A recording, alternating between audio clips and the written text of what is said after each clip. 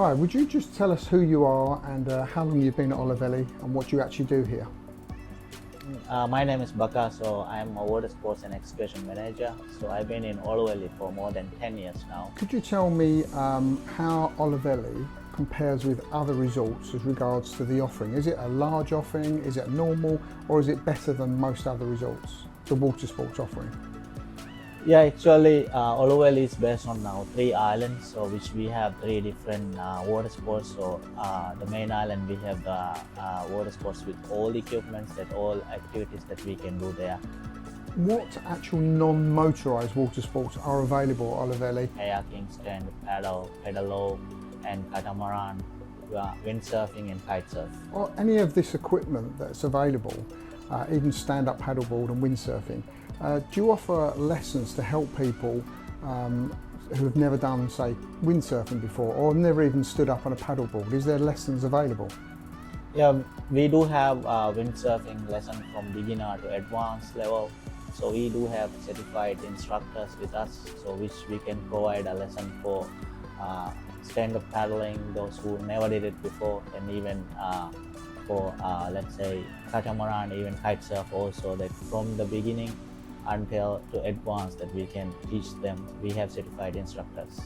Okay, so that's really interesting. So if someone's done kite surfing before and they're at a certain level, can you take them to a high level? Is there people on the island that can windsurf at a very high level that can take these people to the next level?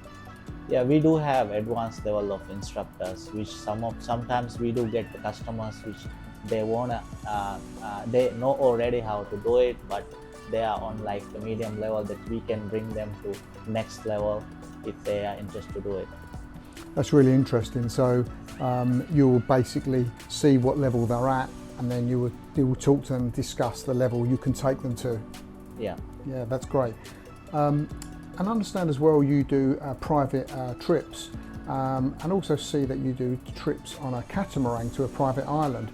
Could you explain to me a little bit more about what that trip would involve on the catamaran, and also could you explain to me what some of the motorised trips with the captain would actually entail? Yeah, and with the catamaran we are doing like a lot of excursions, even like catamaran is something which is eco-friendly, which is very silent while we are taking the people out. So a lot of people, they're interested to do it.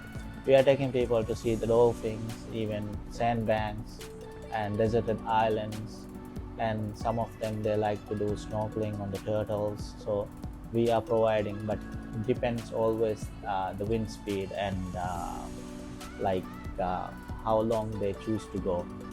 And is that something that they could book up once they arrive? They could discuss with you how long they want to go for. They could do that when they arrive. They could come to Watersports and discuss whether an hour, 2 hours or 3 hours. Is that flexible?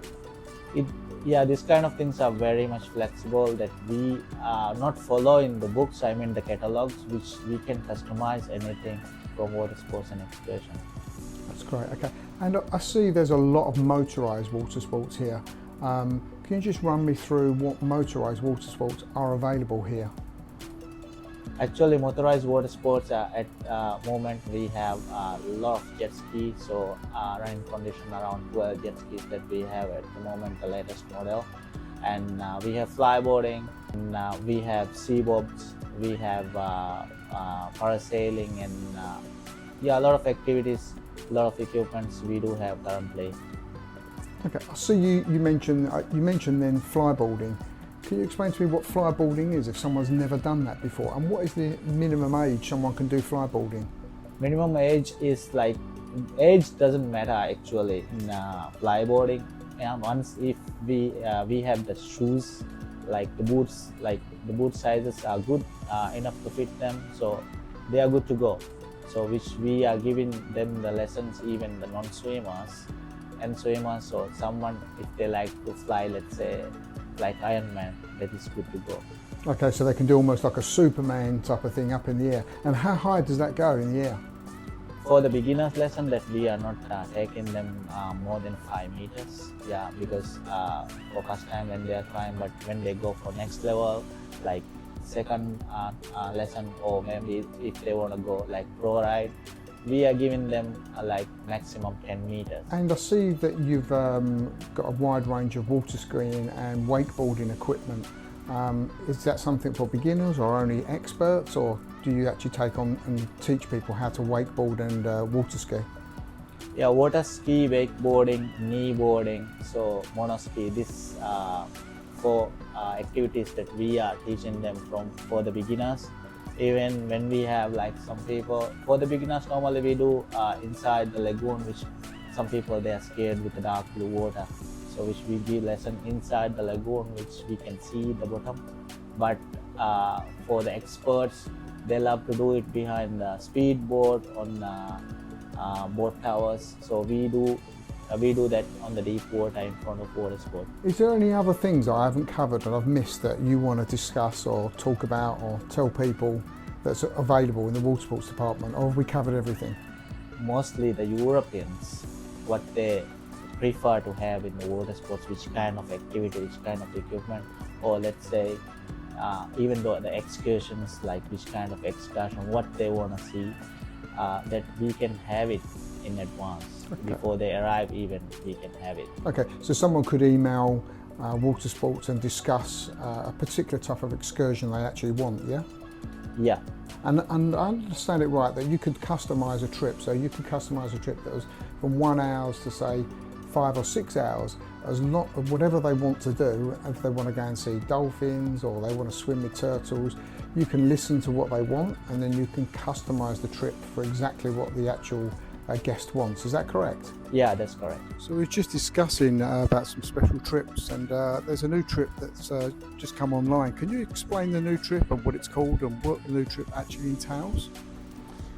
The new trip that we are calling it Wow Explore. So Wow Explore is like full day excursion that we are going to the next atoll, which we are snorkeling with the sharks, turtles, stingrays, and the best reefs in the atoll, and we are having lunch sometimes on the sandbank, some depend on the water level, like sometimes on the local island, so which is really wow at the moment. So a lot of demands that we are having it right now.